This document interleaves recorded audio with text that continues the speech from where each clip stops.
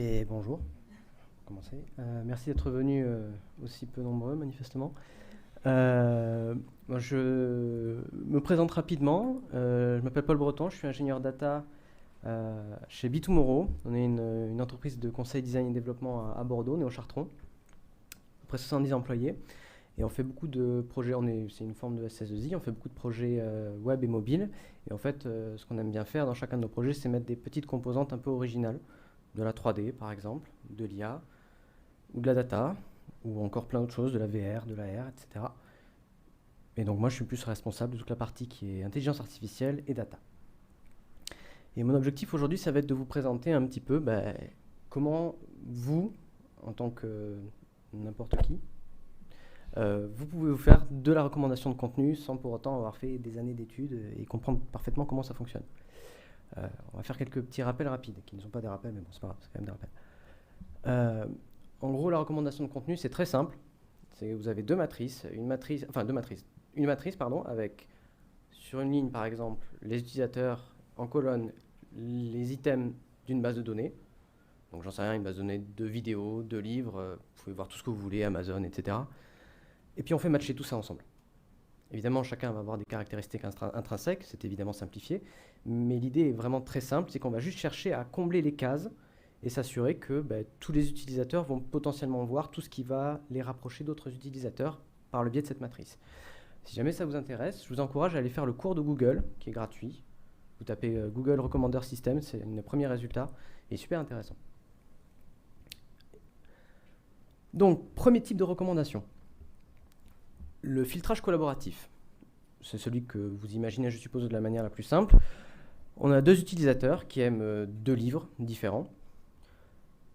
Parce qu'ils aiment ces deux livres différents, logiquement, ils se ressemblent. Donc si l'un d'eux se met à apprécier un autre livre, on va le recommander à l'autre. C'est aussi simple que ça. Donc, on a toujours cette histoire de matrice, on fait matcher les deux, on voit que c'est présent chez l'un mais pas chez l'autre, hop, on essaie de lui recommander.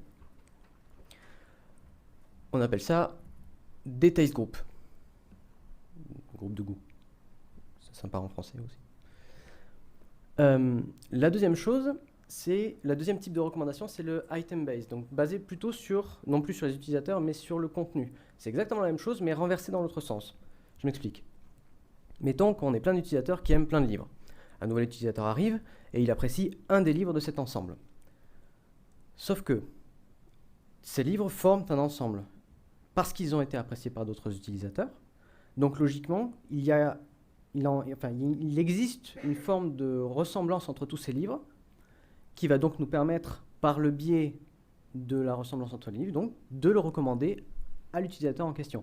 Et donc cet utilisateur ne fera pas nécessairement partie du test group d'utilisateurs qui, à l'origine, ont aimé tous ces ensembles de livres. Surtout qu'il peut y avoir plusieurs groupes différents qui vont aimer plusieurs livres différents, plusieurs ensembles différents. Et donc de la même manière, on va recommander par rapport à cette complexité. Ensuite, la plus simple d'entre toutes, et là du coup ça ne nécessite même pas de matrice, c'est juste la recommandation basée sur le contenu. C'est juste une matrice de similarité par rapport à ce qu'il y a dans le livre. Donc je ne sais pas, si vous regardez un livre de SF, logiquement Amazon va vous proposer des livres de SF. Peut-être même une baguette en plastique d'Harry Potter, j'en sais rien. Et le truc, c'est que toutes ces recommandations, en fait, elles vont se baser sur le contenu qui est déjà présent et surtout sur les interactions. C'est-à-dire que plus un utilisateur va interagir avec la plateforme, plus les recommandations vont être pertinentes. C'est comme ça qu'on fonctionne aujourd'hui les réseaux sociaux, qu'on fonctionne les plateformes de vente en ligne. C'est que, en fait, vous avez constamment derrière un moteur qui regarde tout ce que vous faites et qui ensuite interprète pour recommander au mieux le contenu qu'il a à sa disposition. Le problème, c'est qu'au lancement de la plateforme, il n'y a pas d'interaction. Et à l'arrivée d'un utilisateur, le nouvel utilisateur n'a quasiment pas interagi avec le contenu. Ce qui fait que là, pour proposer une recommandation qui soit pertinente, il y a peu de possibilités. Pour ça que du coup, on va déterminer un quatrième type de recommandation, que j'ai appelé business-based, dans le sens basé sur le domaine, donc sur votre métier. Par exemple, on va recommander des sujets populaires, des sujets du moment, du trending, ou alors du contenu sponsorisé. Par exemple, si on est sur YouTube et qu'on arrive à la période de Noël, on va recommander surtout des vidéos en rapport avec Noël. Parce que c'est du contenu événementiel qui va juste permettre comme ça aux utilisateurs nouveaux de se faire un petit peu d'interaction pour comprendre un peu ce qu'ils apprécient sur la plateforme. Bon, maintenant la partie technique, parce que c'est bien sympa tout ça, mais c'est pas ce qui nous intéresse vraiment. La partie technique, avec quoi est-ce qu'on fait des recommandations aujourd'hui? Vous pouvez le faire avec Elasticsearch si vous connaissez. Il y a un petit outil, enfin, il y a une méthode de requête d'Elasticsearch qui permet de faire des recommandations, qui est sympa, qui est assez facile à utiliser. Vous pouvez le faire à la main, si vous êtes vraiment un pur BG. Vous sortez la page Spark, Scala, ce que vous voulez, vous sortez une norme infra, et hop, c'est parti. Et là, vous y passez du temps. Ou alors, pardon pour le micro, on utilise des offres managées. Vous vous en doutez, je suis plutôt là pour vous parler des offres managées, parce que je ne vais pas vous faire un exposé sur Spark, ça va prendre 3 plombes. Et je suis surtout là pour vous parler d'AWS Personalize, qui est quelque chose que nous avons personnellement particulièrement utilisé à BeTomorrow, et qu'on utilise encore avec nos clients. Donc, Personalize, c'est la solution de recommandation d'AWS, Google à la sienne, Azure à la sienne, Microsoft, qu'ils ont lancé à partir de leur recherche de leur propre IA en 2004. Et en gros, ce que vous faites, c'est que simplement, vous lui fournissez un dataset d'utilisateurs, un dataset d'objets et un dataset d'interaction entre les deux. C'est juste des gros JSON, rien de plus que ça. Et lui, ensuite, il se débrouille pour faire son entraînement.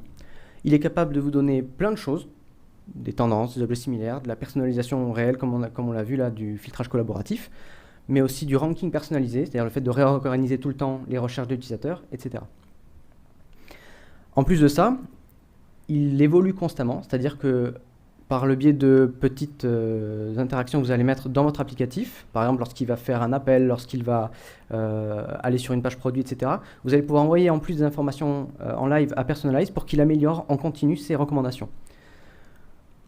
En plus de ça, pour terminer, l'outil vous propose d'améliorer avec des objectifs précis votre modèle. Par exemple, maximiser les revenus.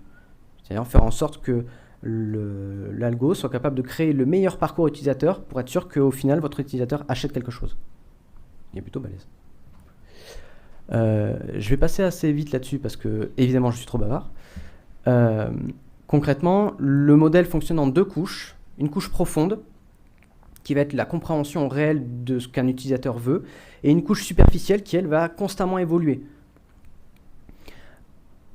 Elle va constamment évoluer. Typiquement, les retours utilisateurs que vous allez faire en live, elles vont mettre à jour constamment ces couches superficielles, et lorsque vous allez réentraîner votre modèle, le modèle va intégrer ou non tout ce qui s'est passé dans les couches superficielles.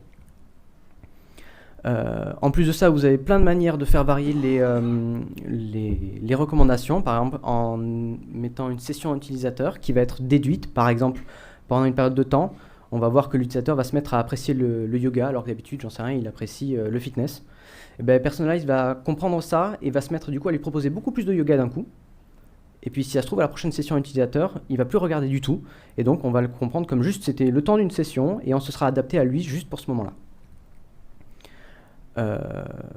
Détail. Contexte utilisateur, ça pareil, mais c'est quelque chose qui va être déclaré explicitement par le développeur. Par exemple, à certaines recommandations, je vais préciser un moment de la journée. Donc si j'ai une plateforme de cuisine, logiquement, je vais surtout vouloir recommander le matin du petit-déj. Je ne vais pas recommander une choucroute à 8 heures, ça va être un peu délicat. C'est à ça que servent ce genre de choses. Contextualiser véritablement les recommandations que vous demandez au moteur. Amazon a mis en place un petit outil qui s'appelle le Retail Demo Store. Alors il était en live, malheureusement il ne l'est plus, mais en tout cas ils ont un GitHub qui est accessible. Vous tapez pareil, Retail Demo Store Amazon. Vous avez juste à démarrer l'infra associé et vous avez tout de suite la totalité. Évidemment vous payez les frais, faut pas rêver. Là c'est juste des exemples, mais bon je vais pas aller plus loin là-dessus. Et pour vous donner juste des petites indications sur la qualité de votre entraînement. C'est-à-dire que vous, quand vous allez vouloir entraîner votre réseau, vous allez peut-être vouloir un peu savoir quelle est sa performance. Le problème, c'est que comment est-ce qu'on mesure véritablement la performance d'un moteur de recommandation? Ce que propose Amazon, c'est d'établir plein de métriques à partir de petites vérifications qu'il va faire lui-même. Il va prendre 90% de votre dataset d'interaction, il va s'entraîner dessus, et il va essayer d'inférer les 10% restants. Suivant ces inférences, il va ensuite déterminer tout un panel de métriques. Par exemple, la couverture de contenu. à quel point est-ce qu'il est capable de recommander l'entièreté de votre base de données de contenu. La précision de recommandation, c'est-à-dire si les recommandations vont être pertinentes ou non sur une certaine quantité de contenu. Et enfin, la moyenne des récompenses pour un objectif donné. Et ça, c'est les choses qui vont peut-être vous intéresser un peu plus. C'est typiquement la rémunération au clic. Cela dit, je l'ai précisé parce que justement, on a fait les frais. Quand on a utilisé les premières fois Personalize, on a utilisé beaucoup de données générées. Et en fin de compte, ça a donné des résultats qui étaient complètement pétés. Ça partait dans tous les sens, dans le sens où ça n'avait pas de réelle valeur. Et c'est pour ça que je voulais mettre ce petit disclaimer, c'est qu'il faut quand même garder en tête que dans les systèmes de recommandation, reproduire le comportement utilisateur, c'est très difficile. Donc, enfin, générer plutôt du comportement utilisateur, c'est très difficile, donc il vaut mieux toujours privilégier les tests utilisateurs réels, ou tout simplement le fait d'incorporer petit à petit des utilisateurs. Voire même mieux, en fait, quand vous démarrez une solution, quand vous démarrez un produit, de laisser faire la plateforme, de laisser créer du contenu, laisser créer des interactions naturellement, les enregistrer quand même, c'est important, pour ensuite, plus tard, 2, 3 mois, 4 mois, 6 mois, 1 an après, entraîner une IA dessus. Et la tarification, parce qu'il faut parler un peu d'argent quand même. Combien ça coûte, ça? En gros, ils vont vous facturer à la transaction par seconde. C'est-à-dire que Amazon va vous provisionner une machine tout le temps, avec un minimum de 1 transaction par seconde. Suivant comment vos utilisateurs vont interagir, Amazon va rescaler automatiquement cette machine. Par exemple, s'il commence à y avoir une forte affluence, elle va passer progressivement à 10, 20, 50, 100, 200 maximum transactions par seconde. Sachant qu'une transaction, c'est un appel API à SageMaker, à Personalize. En gros, c'est je demande une recommandation. Par exemple, sur une page web, souvent, une page web Amazon, il y a entre 3 et 10 recommandations. Parce qu'il va y avoir les articles similaires, telle personne qui a aussi aimé ça a aussi pris ça, les utilisateurs similaires ont acheté ça, etc. dans tous les sens. Donc ça, à chaque fois, c'est autant d'appels différents à de la recommandation. Et donc pour le pricing, par exemple, si on prend une moyenne de 10 transactions par seconde à l'heure sur un mois, sachant que la transaction par seconde est facturée, enfin sachant que le TPS est facturé 20 centimes, vous arrivez à 1440 €. Donc en gros, sur un mois, vous avez pour 1500 €, vous avez une IA de recommandation. Sachant que 10 transactions par seconde, c'est quand même pas mal. Vous avez déjà une petite communauté qui fait déjà pas mal de choses. Et donc, si on divise par 10, si vous avez vraiment quelque chose de minimal, sachant que c'est la moyenne sur le mois. Ça prend en compte également la nuit, la journée où il y a de l'affluence, etc. Donc si on divise par 10, c'est minimum 144 € en fait que vous devez payer. 144 € à titre comparatif. Petit détail, il y a aussi un tarif dégressif. Ils sont gentils chez Amazon. Petit détail, 144 €, c'est pas grand-chose en fait comparé au temps de développement d'une véritable IA de recommandation. Sur un an multiplié par 12, on arrive à combien? 2-3 jours de dev? Un peu plus peut-être, suivant les entreprises et votre méthode de facturation. En gros, vous avez une IA de recommandation qui est extrêmement performante pour pas grand-chose. Alors évidemment, il ne faut pas en abuser, hein. C'est comme le fast-food. Comparaison douteuse. Mais dans l'idée, c'est ça, c'est que si vous avez besoin de démarrer assez rapidement un projet, que vous avez un petit peu de données et que vous aimeriez la valoriser, c'est l'occasion parfaite. Oui, petit détail, le redimensionnement, je pense que ça se voyait un peu, le redimensionnement de vos TPS n'est pas contrôlable, c'est Amazon qui gère tout seul. Donc il vous dit, vous payez de toute manière, ça je vous l'assure, mais aussi, je vous assure un service continu. En plus de ça, vous avez des frais aussi pour le stockage des datasets et l'entraînement, mais en fait, comparé au reste, c'est presque anecdotique, puisque vous voyez, pour 1440 € sur le mois, juste pour un entraînement toutes les semaines, on est à 17 €, il y a des poussières. Donc, bon, il faut quand même le considérer, mais voilà. En plus de ça, l'entraînement personnalisé est plutôt long, donc il faut penser à bien programmer ce genre de choses. Pour conclure, parce que je suis dans les temps, je voulais simplement encore réappuyer le fait que la recommandation as a service, notamment Personalize, c'est aussi valable pour Google Recommendation AI et Azure, je ne sais plus comment il s'appelle le leur, sont vraiment des solutions qui sont sympathiques dans le sens où elles sont qualitatives, performantes et elles s'adaptent assez rapidement à ce que vous leur demandez. que vous allez avoir une mise en place et un dev qui va être vraiment très réduit à fournir, dans le sens où c'est uniquement du DevOps, et une rapidité des résultats qui est c'est instantané, quoi. Le temps de faire un entraînement peut-être, et puis vous y êtes déjà. Cela dit, il faut prendre en compte donc les éventuelles considérations de coûts, et en fin de compte, le dataset de départ, il ne faut pas que ce soit vide, il faut qu'il y ait un minimum de données, il faut vraiment que vos utilisateurs aient bien interagi, que ce soit de la donnée réelle. Bref, c'est sympa. Je vous remercie de votre écoute. Si vous avez des questions, n'hésitez pas, et sinon, je vous encourage à me faire de retour, me dire que vous avez super kiffé.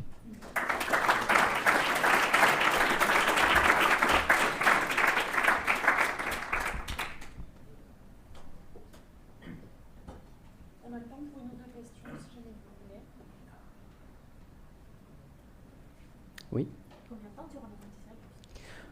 Ça dépend de la taille du dataset, entre 1 à 2 heures à 3-4 heures, si c'est vraiment trop gros. C'est long quand on est devant l'écran et qu'il faut attendre. Mais en moyenne, ça va, ça passe. Tu peux répéter quelle était la question? Ah oui, pardon, la question c'était... J'ai oublié la question. Ah oui, combien de temps ça prend l'entraînement?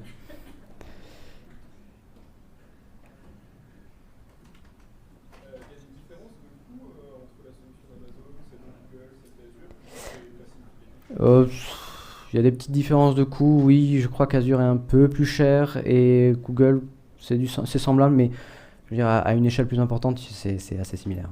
En fait, la différence de coût, ça va être surtout vous, comment vous connaissez le cloud en question.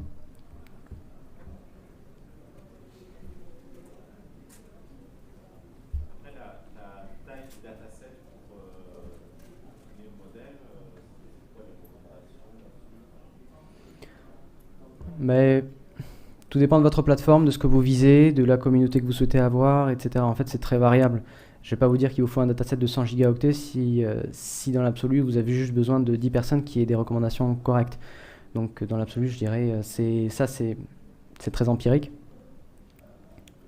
Nous, dans notre cas, c'était quelques centaines d'utilisateurs et on avait forcé au moins 100 à 200 interactions par utilisateur. Donc, en vrai, en quantité sur un JSON donné, c'est pas monstrueux, mais il faut quand même qu'elle soit présente. En fait, si vous voulez, dans l'idéal, il faut déjà avoir un minimum de données pour que les recommandations qui soient générées soient un minimum pertinentes pour que ensuite le système s'emballe de lui-même, en fait, et que les utilisateurs commencent à cliquer sur les recommandations, que Amazon, que Personalize voit qu'il puisse se corriger, en fait, etc., et puis pour qu'il puisse vivre sa vie finalement.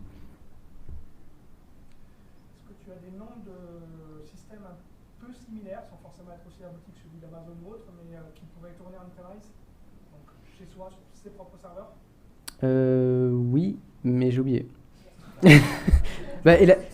Oui, il me semble qu'il y en a. Elasticsearch et il y en a un autre, je sais plus comment il s'appelle. Mais non, je suis désolé, je pourrais pas te le donner, mais il y en a, ça c'est sûr. Merci. C'était sympa.